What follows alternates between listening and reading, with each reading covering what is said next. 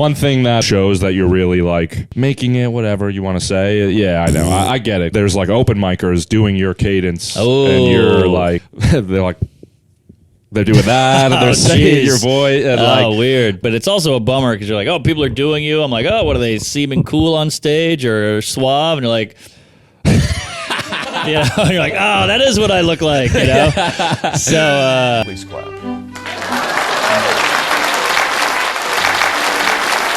So Mark Norman's here. I suck at the intros. They make me do a new intro every time, like a pre-roll. But you're here. Good to be here. Sorry, I mean. No, that's fine. That's fine.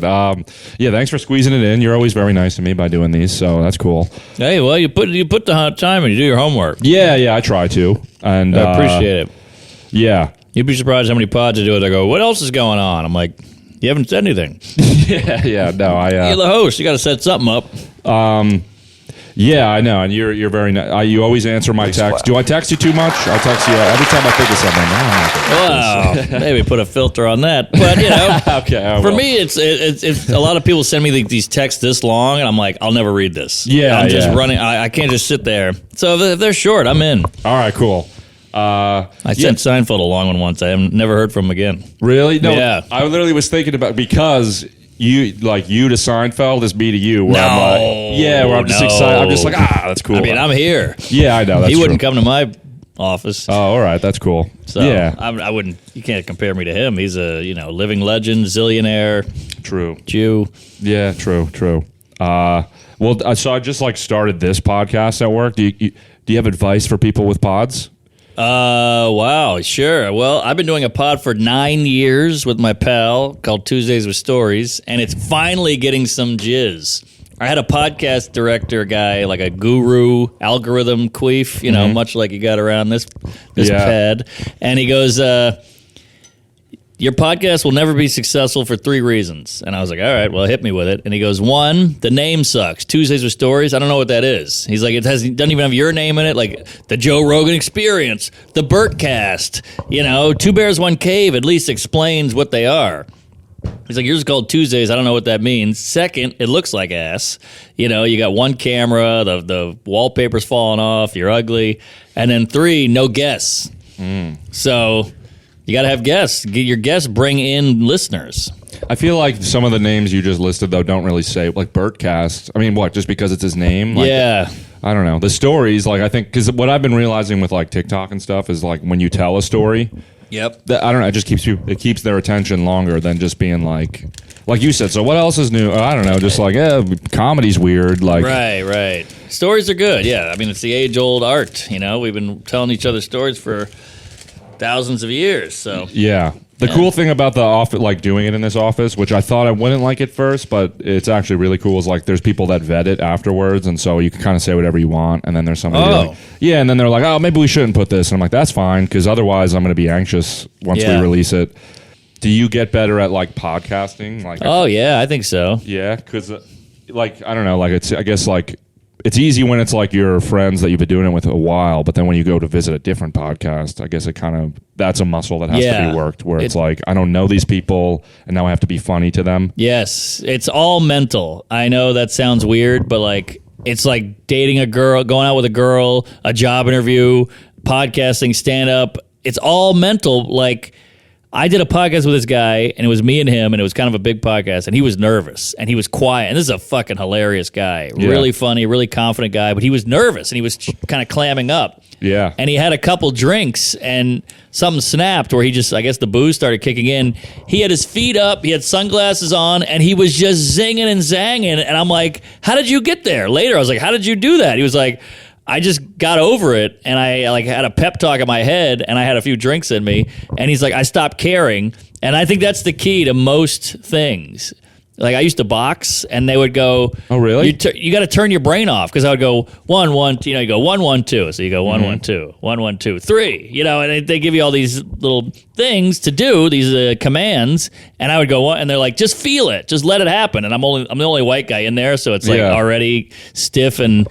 It's already nerve-wracking that I'm the dorky guy, but if you just let go and let the lizard brain take over every now and then, it's a way better way better performance. That's cool. I didn't know you used to box. I used to box too. But that's why like a lot of these stand-up guys are so good because they've been doing it for 30 years because they're on Netflix not giving a fuck. Right. We go on Netflix and we're like, this is my big shot. I'm freaking out. I'm shitting in my pants. My mom's here. My dad's gay. You know, and they're out there like, whatever. I've been doing comedy 30 years. I fucked a kid. Who cares, you know? Yeah.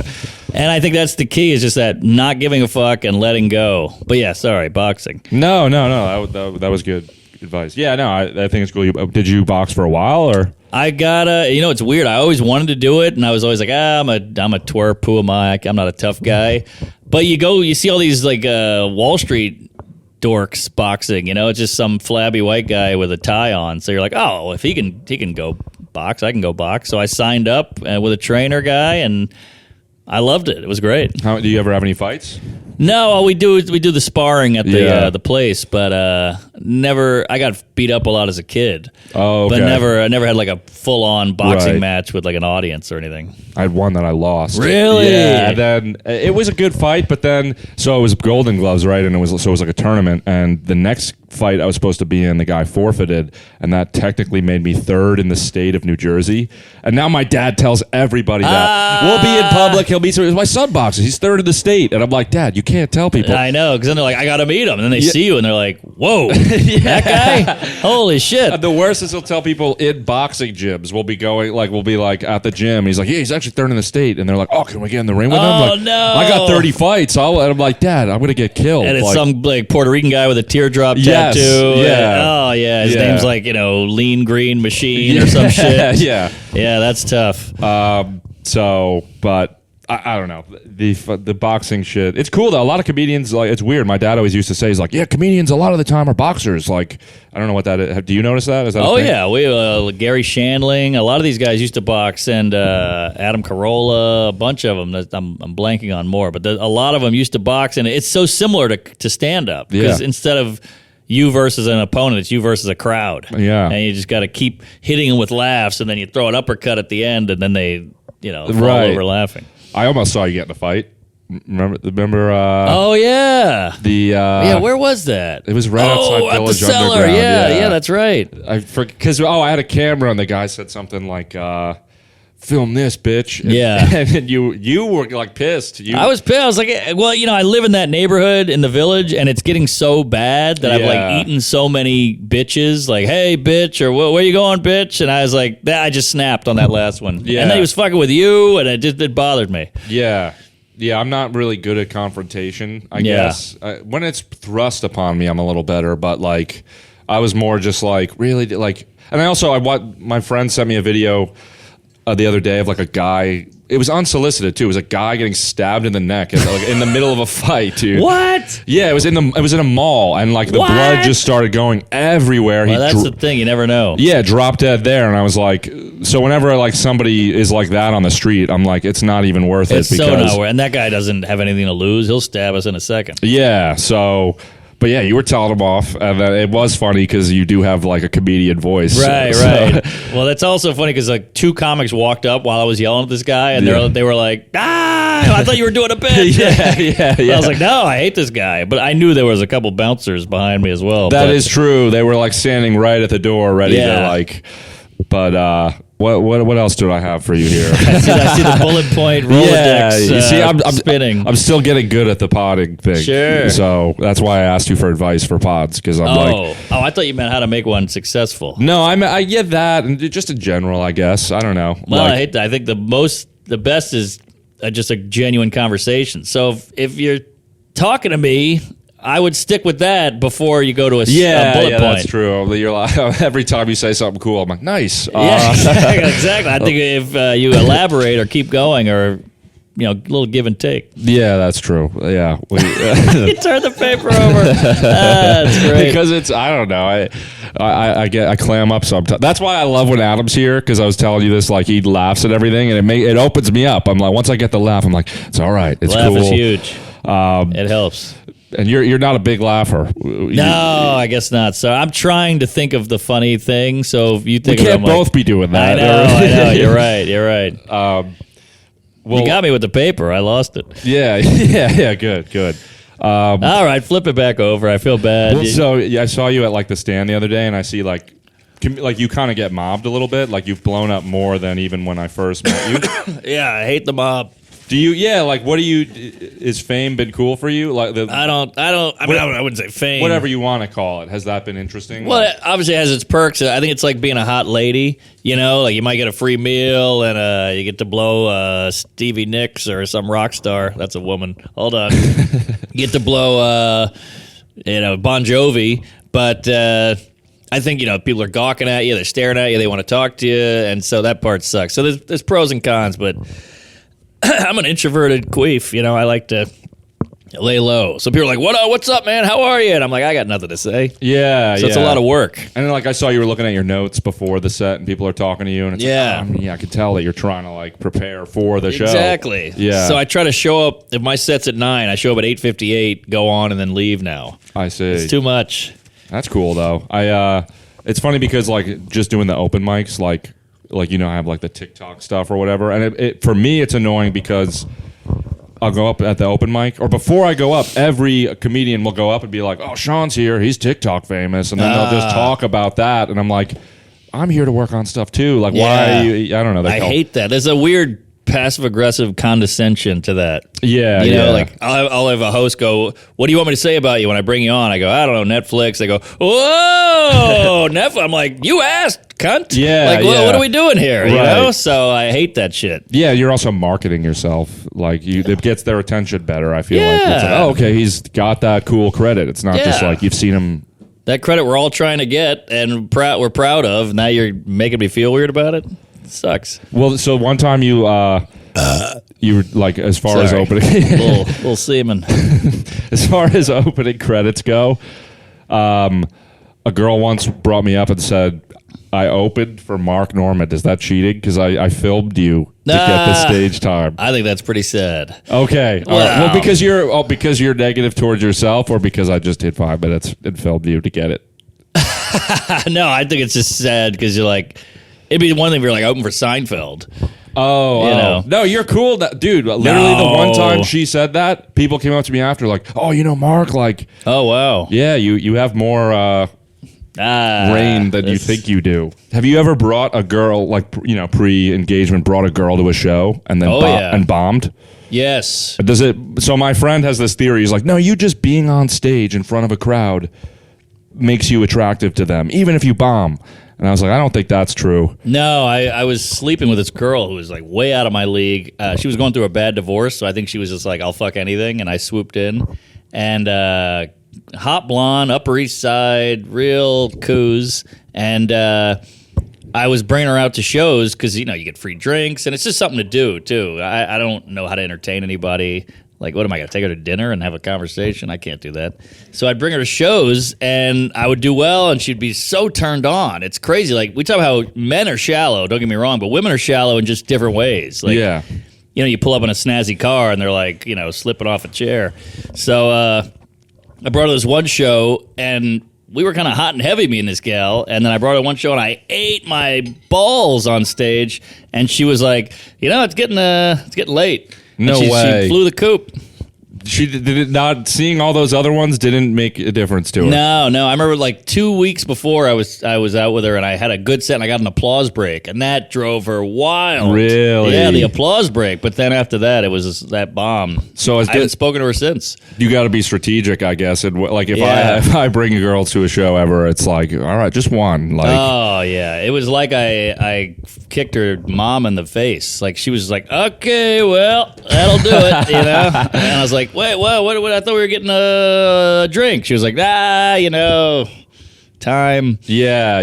So. I have girls like, because on Hinge or whatever, they'll be like, or just even like talking to them in public, if they find out I've been doing stand up, they're like, oh, tell me a joke. Oh, I hate that. You have that still, I bet, even like, yeah. What do you say? I tell them like a crazy Holocaust joke, and then they run away.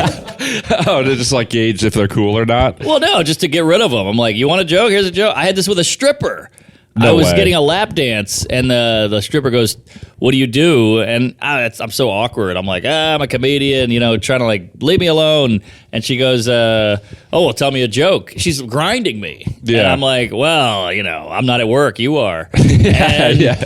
She was furious, and I'm like, "Well, that is a joke. Yeah. I told you a joke just because you were the butt of it. It's still a joke." But she didn't care for it. Yeah, I did say to one girl, I was like, I'm more of a crowd work guy. And it's like, where are you from? And That's good. Yeah, but I like that. That's a good spin. Did she get it?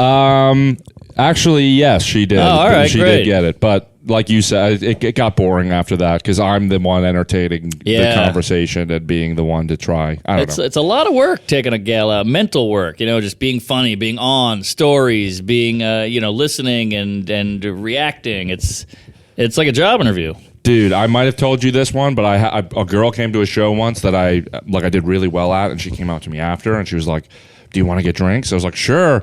And so we went to a bar, and we're at the bar drinking, and I turned to this guy next to me, like 50-year-old guy. He's got the same drink that I have, and I was like, "Oh, it's a good drink," and he's like, "Yeah."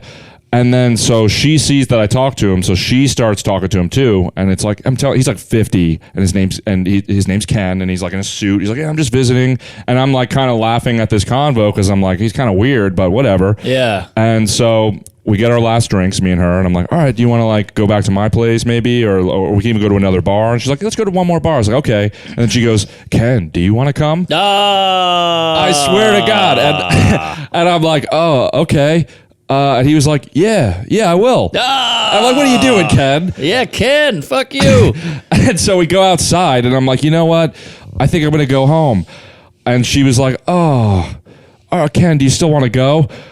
And I was like, wow. Ouch. And so I texted her. I was like, "Hey, if you're uncomfortable, I will come because this guy is weird, but like," and she texted me like, "Yes, please come." So now I get in a taxi with them. I'm in the middle. And I'm like car sick, and they're talking over me. What? And they're saying weird, like he was like, "Yeah, well, he's like, a gun's too messy. You gotta like, you gotta choke him." yeah. And then she's like, "Oh, well, you could do what Princess Diana do, get him in a car." I'm like, "A car accident." I'm like, "What are you guys talking about?" Sounds right? like they're made for each other. These It was psychos. very, yeah. And then we went to like this jazz club, and he ordered a bottle of wine, and he's like, "Do you want food, guys?" And I was like, I'm gonna leave now. I finally was like, "I'm actually gonna leave now."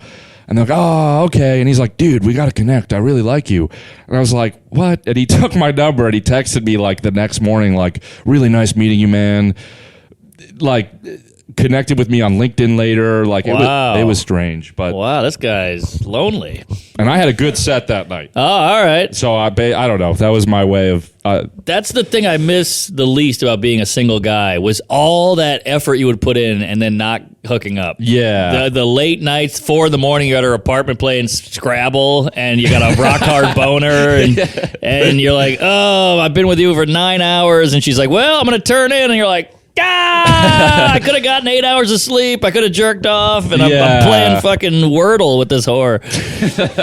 Some guys get off on it. It's like watering flowers or something for them. Sure. Or they're just like, "Yeah, I'll happily buy drinks and not." Yeah, like look, women have it tough with the scary guys and the gropey and the whatever. So like that's like, but hey, we got to have a conversation with you, and that ain't easy either. Yeah, but no, it's no, scary. I'm joking. But it's always funny when women are like, "I love funny guys," and you're like, "Oh, do you like free entertainment?" Yeah, we all do. Join the club. I like funny guys too. And then it's weird when women are like, "Oh, you're just out for sex. Like you don't like me. You just want to have sex with me," and I'm like, well, that's kind of on you because I hang out with my friends, my guy friends, for 2 weeks straight, and no one fucks, and we have a great time. Right. So maybe you pick it up. Yeah. Personality-wise. That's what I think I want in a girlfriend is like somebody that is like a good friend, like a good hang, Yeah, of course. Yeah. And there's a lot of ladies who are great hangs, but it's tough when a woman is dressed to the nines, cleavage, beautiful, and sexy, and heels, and all this, and then like, "You just want to fuck me." It's like, well, I just met you, and all I know about you is how hot you are. Right. Yeah. And so now this is your chance to wow me with your dazzling personality. Yeah. Good point. But I guess they don't have to. Right. When you look like that. So I get it from both sides. Interesting. All right, I think I'm scaring Millea here. No, you're not. No, Right. you're not Am scared. I being too real? No, you're not. I'm literally just in my head. I'm like, I did this with Young Gravy too. Like he'd say things, and I'd kind of zone out because in my head I'm like, all right, let me just make sure I know what the next bullet point is. Okay. Yeah, but I do know what the next bullet point is. I saw you drop new merch yesterday, and I thought, it was man, you're on it. It just says Queef on the shirt. Boy, That's all it says is Queef. It's in the Queen font. Oh, I didn't even notice that. That's cool. And it says Queef because I got I love the word Queef. I'm trying to bring it up to the mountaintop and to the zeitgeist. So I got the Queef shirts. Yeah, but I think it's funny that there's no like you branding beyond that. No.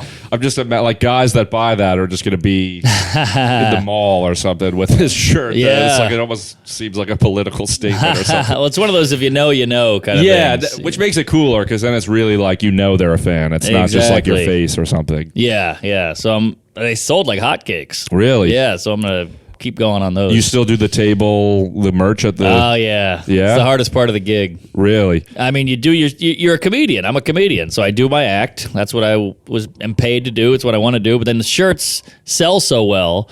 But if you want to sell shirts, you got to be there with them. Right. You know, and otherwise people just walk by the table. So they get a photo, they might buy a shirt, and you clean up, but it ain't easy. Everybody's got their story. Everybody wants to tell you their thing and how they heard of you. And, and it's all very nice, and I sound like a cunt, but... no, I mean, it's like it's draining. work. It's draining, yeah, for sure. And I wonder if people, like, do they ever look at you like...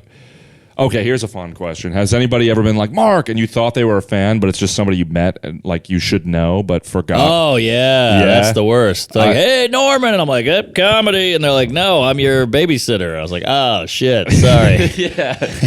Dude, that's like, that would be a fear of mine, is just like, because I forget people's names, especially like doing the open mic stuff. Like, I've met so many people in the past year where I'll be like, hey, I'm Sean. They're like, yeah, we met. I'm like, oh, yeah, I'm sorry. It's tough. It's like, I don't think anything of myself. It's just I smoke weed every day and I have a shitty memory. So. Yeah, we live in New York. You're just trying to keep blinders on from the hobo jerking it. And so when you see people, it takes a second. Right. Are fans ever rude to you? Is that ever? Oh, yeah. Really? Well, you get a lot of like, what do you call it? Like backhanded compliments, like subtle kind of like... You know, the wife comes up with the husband. She's like, I hate you, but he's a fan. And you're like, all right, thanks. You didn't need to say that. Yeah. There's a lot of that. Like, you know, your last hour was great. This one's not so good, but the last one, we loved it. And that's why we showed up. And if you keep working on this one, you know, there's a lot of keep it up and you'll get there. I hate that, dude. All that shit. I can tell, like, the podcast thing, like, people, there's been a lot of, like, support in the office, but people will come up and be like, saw the Young Gravy pod. I'm like, yeah, and they're like, yeah, I liked it. And I was like, if you're going to say it like that, just don't say anything because it hurts my self-esteem. Of course. And they don't mean to be malicious. Of course. That's why it's hard. They just want to be a part of the conversation, I guess. Exactly. But that's why a lot of these famous guys won't go out there. They won't do a meet and greet or anything because they're like, it's just too brutal. Yeah, that makes sense. Then you get the guys who get you in a headlock and they're like, come on, let me pick you up. You know, it'll be a funny photo. I'm like, I don't want you to pick me up. Like, oh, I thought you were a funny guy. Oh, you're somebody's prude all of a sudden. And I'm like, I don't know you. I don't want you to lift me. Are fans giving you tags and stuff too? Oh, a lot of that. Yeah. Have you thought about this angle? Have you said that? And like, I thought of that angle. Sometimes, because I've seen in comments too, people will like put their spin on it. And that's got to be annoying too, where it's like, even if it's good, or if it's good, you're like, damn it. Like, I know, that hurts. Yeah. You're like, shit, how did I miss that? Some rube in Cincinnati thought of this, and I couldn't think of it. Yeah.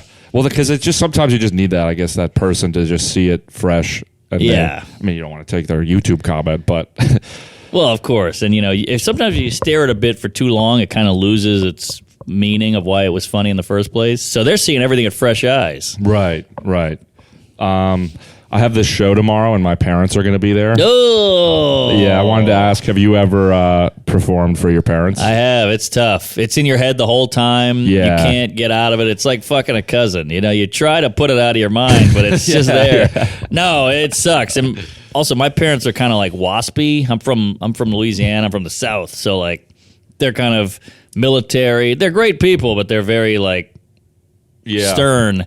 And so I'm talking about queefs and Jews and anal and all this, and I can tell they're like, ooh, you know. Yeah. Or maybe they're not, and I'm going, maybe I'm projecting. Well, that's what I know. My friend did stand up for the first time the other day in like a long time, but he said something that was like risky, right? But nobody laughed, but there wasn't supposed to be a laugh at that part. And he was like, "Yeah, I could just feel everybody pull back." And I'm like, "Yeah, but like we didn't really do anything to make you think that, you know? Like I think it's just you're in your head. It's the anxiety that you're just like projecting what you think they're feeling." I think comics harp on it too much. You know, where they're like, "Oh, you guys didn't like that one," and everybody's like, "We're okay. We laughed." Yeah, you're in your head thinking we don't like it, right? And you're projecting, but we're fine.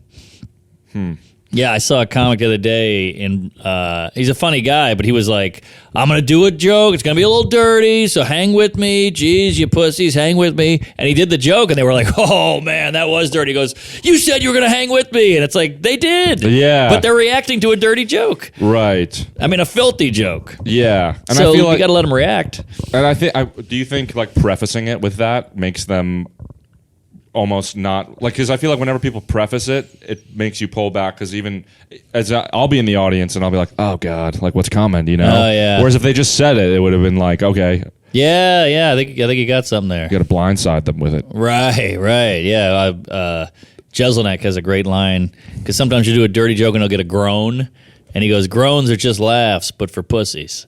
That's good. There's something profound about that. Yeah, for real, because they recognize that it's funny, but they're just like, they're nervous. I shouldn't say anything. Exactly. It's just fascinating that anyone would be bothered. So people are so bothered by comedy a lot. Like, I do a joke where I'll look at my notes and I go, "Don't worry, I'm not looking at my notes. These are just swastikas." Right. And people are like, "What the fuck?" And I'm like, "I'm joking." So have you seen the Updating show? I was going to send you this. The who? What? Huh? All right, it's like a show on TikTok, and it's like a guy and a girl. I don't watch any TikTok. No? No, I post on there. I pay a guy, but I've heard it's. I know you guys all work in TikTok, right? I don't watch it either. Why? You can say whatever you want. Oh, okay. Well, I don't want to. They're not going to be like. They don't, all right. This isn't the TikTok. I just read all these things about how it's like worse than crack, and it like breaks your brain, and it like does all this horrible shit to you, and you start adapting to that fast entertainment style of like, what's next, and I just don't even want to be susceptible to that in any way. But do you feel like Reels and YouTube Shorts? Do you watch those? I watch those because I feel like you can kind of keep it stand-up. Like, I'll watch stand-up joke after joke, but then you go to TikTok and it's like tits, black guy beating up a guy, butts, a boat, a car crash, an animal attack, tits, a cop beating up a guy, it's like, it just is so much for the senses. Right, yeah. There was one today, a kid was cursing at, like, he bumped his arm on a door and he was like, "You fucking bitch." Like, he was on the Rig doorbell. He was like, God, it had to be like 8 years old. Oh, that's funny. Yeah. But I went to, because like you said, I work in TikTok. And so I went to like do something for work.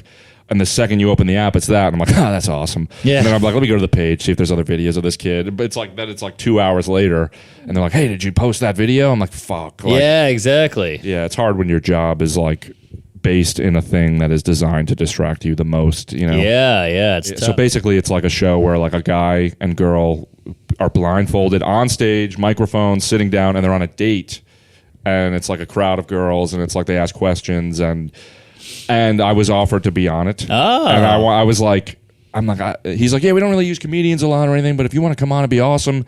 I'm kind of nervous because a lot of guys go up and I guess a lot of the comments are like, "This guy was a joke," or "This guy." Of course. But I mean, they also are like, I've seen them be like, "Yeah, does she have a dump truck?" Like, they're blindfolded. Like, "Does she have a dump truck?" And they're all like, "Ew." Yeah. See, that might be the way to go, is to do the show as a character. Like, go in as the Guido, creepo, misogyny guy. Right. But the thing is, I think what's hard about stuff like that to me is like, you have to be willing to piss people off to make other people laugh. You know what I'm saying? Like, you have to, some of that style of humor is like, it's like, all right, these people aren't going to know I'm fucking with them, but everybody online will. Sure, the Ali G. Yeah, exactly. I don't think I could do that ever. I don't think I could either. I don't want to piss anybody off. That's why when people get so mad at my jokes, I'm like, "Oh, I was trying to make you laugh." Yeah. And this is the exact opposite reaction. Do you read your comments? I should not, but I do. I probably read like the first 20, and then I throw my computer in the lake. That's a good way to do it because you're gonna find the one that Yeah. And it sucks because the 20, it's like you scroll past the 20, you're like, oh, yep. Yeah. And then you're like, find that one, you're like, it hurts way more than the others make you feel good. Totally. I've gotten a few. I've been doing comedy like 16 years, and I've gotten a few like constructive things where I was like, oh, I do that, and I stopped doing it. Right. But that's pretty rare. Yeah. Gotten like 5 of those in 16 years. That actually helped me. Yeah, no, there is some constructive criticism, but yeah, a lot of times it's just like literally right before we started this pod, somebody commented, like, you know how on YouTube you could say don't recommend this channel? They like put in stars, like, you know how you could like star, don't recommend this channel. Like they were telling me that's what they were doing. That's horrible. Like, why do you got to tell me that? That's like, horrible. Fuck that person. That person's going to die alone. And my friend is going through this right now. He put out a video. I'm not going to say any details because I don't want people to look this up. Yeah. Because it's getting pretty ugly. Sure. It's like compiling and compounding on itself. So he has a joke that was on a special from, I think, 11 years ago. And it's kind of relevant today, so they put it up on Comedy Central, their Instagram page, and he's getting so much hate that not only the comments bad, they went to his other social media platforms and started trashing him there. Then he owns a restaurant, and they started giving him 1 star on Yelp and everything. So they're like fucking with his business because they don't like this joke. But it's about a certain occupation. So all these people of that occupation are like, if you ever come to my place, I'm going to make sure you die and I'll kill you and all that. So it's getting pretty ugly. but the thing is about that stuff, and I've noticed this because of something that happened at work, is like they do that it's like a kid having a tantrum. They'll tire themselves out. And that's what I told them. Yeah. But when they fuck with your restaurant, you're like, well, that's annoying. That's very like permanent. Annoying. Yeah. So, and then, of course, those are the same people probably that are like, save businesses during COVID. It's like, dude. Good point. Well, it's just weird that people will get mad about a joke or a statement and they feel like they have carte blanche to ruin your life. And you're like, well, you just disagree with me, or maybe this is in bad taste, but like, who's the bad guy here? The person attempting humor and maybe missing the mark, or the person whose whole goal is to ruin you? Yeah. You know, like at least he was trying to be funny. Maybe it was or it wasn't, but you're attempting to take his business away. I mean, I think you're the bad guy at the end of the day. Yeah, for sure. And we've had this talk a million times. Yeah, I know. Yeah, definitely we have. But do you smoke ever? No. Oh, okay. Because I sometimes I'll smoke, and I realized before a set, it was one that my parents were at. My friend offered me a cig. I was like, "Fuck it, I'll do it." And it does. I was like, "Whoa!" Like I feel pretty good. Like it hits you. Yeah. And I smoke cigars every now and then, which you don't inhale, but I still get a buzz from the nicotine. You get the buzz? Yeah. Oh, no, yeah. I wish that you could just do it without having to worry about it, because it feels nice. Oh yeah, I mean they work. That's why people spend $15 a pack. Yeah, I guess that could be good advice. I mean, it's bad advice, but it's like, oh, you're nervous before going out? Let's smoke a cig. Yeah. You do 5 sets a night. Now you're addicted. Yeah, yeah, true. I used to drink before every open mic because I would be so scared. Like I'd be like, oh, I'll just get drunk. Same here. And then I remember I'd be like, that was great, and then you'd listen back, I'd be like, that was incoherent and sad. Yeah, it never works. You think, oh, I'll be loose, I'll be in the zone, but you're just slower, your brain's not as fast, and you're slurring. Do you drink? You seem that you drink pretty. I drink a lot, but I don't. I only drink after the show usually. Oh, okay. Like I have a podcast where we drink, but it's at like 1 p.m. Yeah. So then by 8, I'm usually better. Oh, okay. You don't get tired for the shows when you drink during the day like that? I do, but look, man, I used to be a fucking furniture mover and a janitor. So when people are like, what about a show tonight? Can you make it? I'm like, I got to stand on stage for 12 minutes and tell jokes. I can handle it. I see. Where were you a janitor? I was a janitor in Midtown on the east side in a skyscraper. Okay. Did people ignore you? Or they not? Oh, it was great. Nobody I think they all thought I was like a heroin addict because they're like, why is this young white kid, mopping and cleaning up the and it was me and like 6 Mexican guys. We all got along. Everybody had a great time. I was the comedy relief. They loved me. They called me puta and all that shit. And but I'm cleaning toilets and stuff. But it was the best job I ever had. And did you go right from that to comedy? Was it like I was doing that during the day and comedy at night? And then how old were you when you finally made it like a career where you could just say, all right, I'm done? It's pretty late. I'd say like 31. 31? What are you, 38? I'm 38. Yeah. So it took forever. I started when I was 22. 22. Damn. But to me, the losing the day job is making it. Yeah. You know, a lot of people are like, what the hell? I'm not Sebastian Maniscalco. I'm not doing the Garden. You're like, oh, fuck that. You're telling jokes for a living, and people are laughing, and you don't have to work. You can wake up at noon. You made it. Yeah, yeah. When was the last time you did an open mic? Shit, that's a good question. Probably pre-pandemic, but I would still pop in every now and then. Yeah? It humbles you. Yeah? Because they don't laugh at, like, yeah. No. I mean, I'll go kill, and then with the same material to Mike, it'll be like one chuckle. Yeah. And I'm like, oh, so this is just actually a bad gauge. Yeah. But okay. It's good to run it through the mud sometimes, though. That makes sense. I feel like they would laugh more because they're like, oh, he's a pro. Like, we want to like. No, I think it's the opposite. I think they go, oh, this guy's showing up on our turf. Well, we have the power. By not laughing, we can make him feel stupid. I was going to ask you about Skankfest. Oh, sure. Yeah. Is that like a fun? Have you done that many times? Is that like I think I've done it every year. And for the people who don't know, it's basically a bunch of comics who run this podcast called Legion of Skanks. They have a pretty big fan base, and their whole thing is they're offensive. And they said, fuck it, let's do a comedy festival. And they did one in Brooklyn, and it was insane. It was so fun. There was like a tattoo room.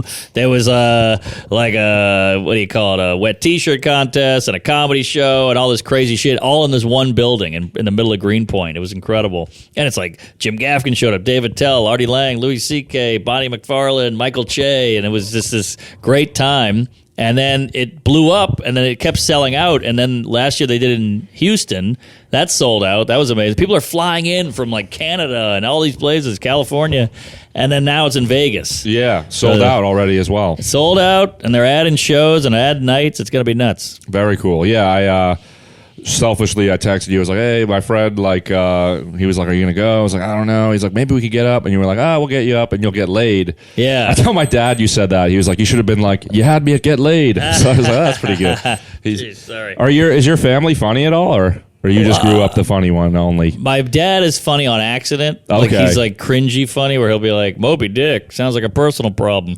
But I'm doing it silly and ironically, and he was serious when he does it. So we're all like, what a fucking retard. But he's actually, he thinks he's killing. But he's like just that big of a dork.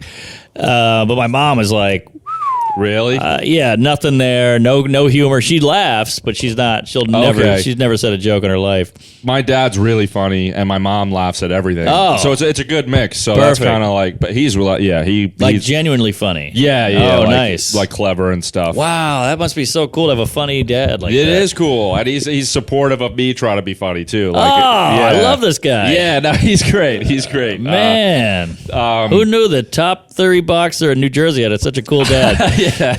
Yeah. Watch it, Mark. Oh, sorry. I'm just but yeah, no. So that made it easy because she laughed so much. It made it easier to try and be fun. If she was just like stone faced, I probably would have gave up early on. But you know. Oh, your mom. Yeah, totally. See, my mom was stone faced.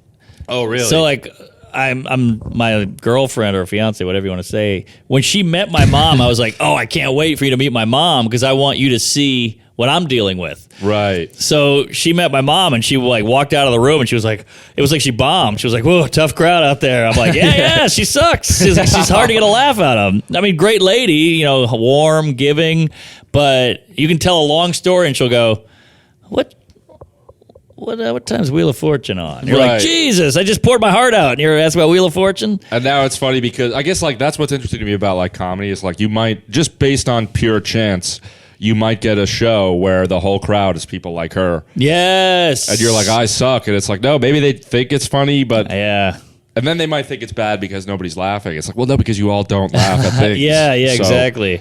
And no one has ever said in history, I have a terrible sense of humor. Yeah. Everyone thinks they have a great sense of humor. Right. You know? Like the lady crying in the back because you made an offensive joke. She's like, I love comedy. Normally I have a great sense of humor. Like, obviously you don't. Like, this is definition of not having a great sense of humor. You've had people crying in the back? Well, you know, it's happened. Has anybody ever, like, given you, like, Will Smith sort of moment where they, like, threatened you in any way? Yeah, I had a guy come on stage, but this was his fault. Like, he was heckling me for like an hour, and I eventually was like, "Fuck you," and I was just trying to like avoid it. And he was in the front row, so he was saying it just to me.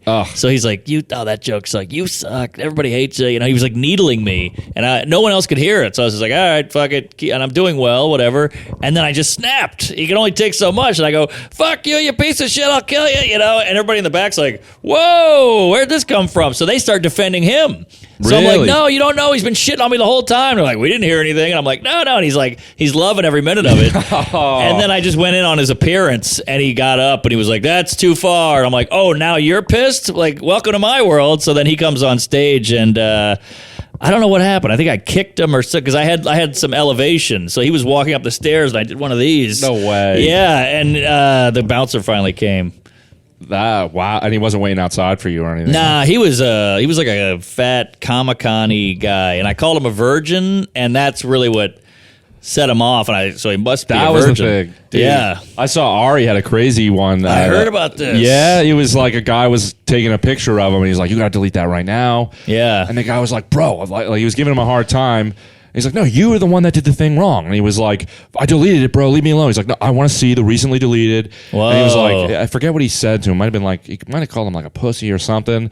But Ari, like, it was packed in this room too. And Ari just was like, and the guy like flinched, and he was like, "You're a pussy." Like, and then they made him leave and everything. And the guy was outside like waiting for him. And Ari just like brushed past him. But yeah, he said he called him a kike on the way out. Oh, he did? Yeah, the other guy called Ari one. Whoa, I didn't know that. That's crazy. That's real. Ari's like, that didn't bother me at all, but the photo thing pissed me off. Yeah, well, I mean, rightfully so, but I mean, it's like after doing all that, like to say that was weird. Well, I think people in these moments of rage, they just go for the worst thing. Yeah, I know. It's not even like they believe it as much as they're like, I'm just going to say what can hurt the most. Exactly, because he's probably trying to get Ari to fight back. Yeah. Which is what these commenters do. They go, "Hey, kill yourself. You're not funny," and then they want you to engage. And then that's a great point because my friend Chris Barnes was saying because he's got like some TikTok stuff too, and I was like telling him about the comments and how they bother me. I was like, "Yeah, I get in arguments." He's like, "Dude, the second you engage, you've let them win." Yep. So, and it's hard because you're like, "Oh, I'll say this and this will end it," but it never does. Yeah. No, I know. And then but the worst is I'll say something I think is clever, and they're like, "Oh, you think you're a comedian?" Like that's supposed to be funny. I'm like, "Fuck! I thought that was good." You know what actually does sometimes work? I mean, it's still engaging, but I'll just favorite it, or I'll go, "Hey, good point, man," and they'll be like, "Oh shit, I'm so sorry. I didn't know you were going to see this. I take it back." Because if you kill them with kindness, usually not usually, but sometimes they'll flip. Sometimes I'll get mad at somebody and then I'll realize I misread their tone or what they meant, and then I'm embarrassed because I'm like, "Oh, I'm sorry, I didn't mean to be a dick. Like I thought you were being a dick." And then, so that's why I like respect when you just don't like. You don't even like. Do you comment on video like on YouTube? You don't use your YouTube? No, never. I've never. I watch YouTube every day, and I've never commented on. Yeah, I gotta because then I'll comment, and then people will comment on that comment, and they'll be like, "You thought this was?" They'll be like, "Why go away?" Check mark or what? I'm like, "All right, I just wanted to be a part of the convo. I don't know." And then it's weird how people will be like, "Well, face to face, everybody's genuinely nice or generally nice," and you're like, "Yeah, I guess," but what does it say about people that when they get any anonymity, they just go pure venom? Yeah, showing their real thoughts. Yeah. I think it's weird. It's just like because people in this new world, it's like, because it used to be like you would be on TV and it was like whatever the guy said on TV about you is what the opinion was, or the only opinion we knew. But now it's like everybody can have an opinion on everything. Yeah. And so you just have to learn to not read those things because... Yeah. And it takes, I think it should take some guts and it takes actually more strength to write something nice. So I think people who write something mean are actually just kind of weak. Yeah, that's a great point. At an open mic once though, a guy I was telling, I don't know, maybe because I mentioned heroin, but this guy, I like looked at him and he said something. I was like, "What?" He's like, "Stop telling jokes that are gonna piss me off," and I was like, "Oh, okay." Like, I of course afterwards I think of everything to say, but at the moment I'm like, sorry. But then the bouncer came over. He's like, "It's a comedy show, man. Get out." And he kicked him out. But it rattled me a little bit. Wow. I didn't know what to do. I get it. And then you're noticing that you're being rattled, which makes you even more rattled. And you're like, "Come up with something," which makes you not be able to come up with something. Yeah, no, there's like just a straight up block in there. This is a good quality you have. Which is what? You have two good qualities. That's it. That's it. That's the extent of it. But one is you're insanely endearing because you have all these thoughts that we're all having, but you say them. Oh, okay. You know, like, I should have thought of this then, but I thought of it later. That's so relatable. Yeah. But other people lie and go, I tore that guy to pieces, but you'll be honest about it. Honesty, I think I've noticed it's much funnier too. Like, way funnier. Yeah, like it's just like, I was thinking this, and they're like, what? I'm like, I don't know. It's fun when an honest thing that's embarrassing gets a laugh. It's almost like it absolves you of that. Of course. Thing. You cut the tension. So, give me the other quality. Come on, you made me feel. Well, the other one's a little more complex, and I think you have to know you. It's not really like on the surface thing, but talking about your style of comedy. We were texting the other day, and I was like, I think you found your voice. Oh, okay. This is your voice, and you've done it. Because to find your voice, you got to look at all your old stuff and see what patterns emerge and see what kind of things keep repeating. Right. And you have this kind of likable trickery. You know, where you go, I put out a Tinder bio, and then I wait for people to click on it, and then I tell them to come to a show, and then I stand in the back and watch them, and then whatever it is. I'm trying to imitate one of your moves, but no one's doing that. Oh, okay, cool. That's very timely too. It feels very 2022. Oh, that's cool. Thanks. Yeah, because it's so layered in technology, a lot of it. Well, what would you say your voice is? Like, how do you describe your own voice? I try to be let's see, how do you, it's hard to describe yourself, but like, I try to do things we're kind of all thinking and are logically sound, but don't sound, they kind of sound offensive, but the logic is there. Right. You know, it's hard to explain. Like, I had an old joke where a guy would go, I go, what's the name of that tall black guy on the 5th floor? And he would go, I don't see color. And I was like, well, I'm black. And he goes, no, you're not. And I'm like, aha. Yeah, that's a great one. So it's like, you just call out the bullshit, and I'm not saying anything racist or anything mean. It's just, you're full of shit. We all know it. We've just kind of accepted that as a weird term, even though it's complete bullshit. Yeah. And comedy's great because you get to pierce that bubble. Yeah, and it lets you like either like push the envelope or lie even. Yeah. Or, like, one thing that I told you this the other day that I think shows that you're really like making it whatever you want to say. Yeah, I know. I get it because is that there's like open micers doing your cadence, and you're like, that's weird. You know, it's understandable in the sense that like it's gonna happen. Sure, it seeps in. I mean, I was doing Norm Macdonald for 8 years. Yeah, but they're like they're doing that, and they're singing your voice. And weird. And so that's how you really know that. And it's cool because when I do open mics, I get recognized because of the video I did with you, and it's cool that like it's almost given me this into these. Well, I also don't know who's being honest sometimes. I don't know if that sounds like douchey, but sometimes I'm like, are you being nice to me because of that? Like, oh yeah. Not that I should look at the world that way, but no, I get it. You get paranoid, but it's also a bummer because you're like, oh, people are doing you. I'm like, oh, what are they seeming cool on stage or suave? And you're like, you know, you're like, oh, that is what I look like, you know? So Norm Macdonald had that great joke. He's like, you ever have a guy do an impression of you to you? And he's like, I can do a great you. And you're like, all right, let's hear it. And he goes, and it's such an accurate thing, you know? Yeah, but it's just like it's ugly. And yeah, exactly. No, yeah, they're not doing. Yeah, they're suave, you know. No, I'm just fucking. I was going for the joke there, but yeah. It's flattering. Seinfeld had that thing where he said there's 5 levels to comedy: making your friends laugh, making strangers laugh, getting paid to make strangers laugh, and then people impersonating you. So I guess it's 4. That's like when you've made it. There's Those people are the steps. impersonating you. Yeah. Interesting. That's cool. Yeah. He's got some nuggets, that guy. Have you seen people impersonate you to your face? One guy, weirdly enough, he goes, hey, man, I see you're in Pittsburgh. Can I do a guest set? For the folks at home, a guest set is where a guy does 5 minutes on the show for no pay. It's called a guest set. So I was like, all right, I'll give you 5 minutes. Who is this kid? He seems like a nice kid, young Indian kid. And he goes up, and he's like, sounds just like me. And the feature act was like, is this a joke? Like, is he fucking with you? And I'm like, I don't know this guy. I don't know. Maybe. And he sounded a lot like me, and it was like, what's going on here? A lot of this and that, like doing all my shit. Yeah. And the feature was like, this is crazy. I can't believe there's like an Indian version of you. And like he went to the green room after, like, what the fuck was that? They're all, fucking with him. Was he funny? Yeah, he's a funny guy. I still know him. And I don't even know if he is doing me, but we happen to sound a lot alike. Interesting. That's cool. All right, Mark. Thanks for doing the pod. Thanks for having me. Of course. I don't know. How do you add pods? Can you tell me? Well, we usually plug our dates. Oh, that's right. Plug your stuff. And I've been doing that. I just forgot. Okay. Plug your stuff. I'm going to put that down on here.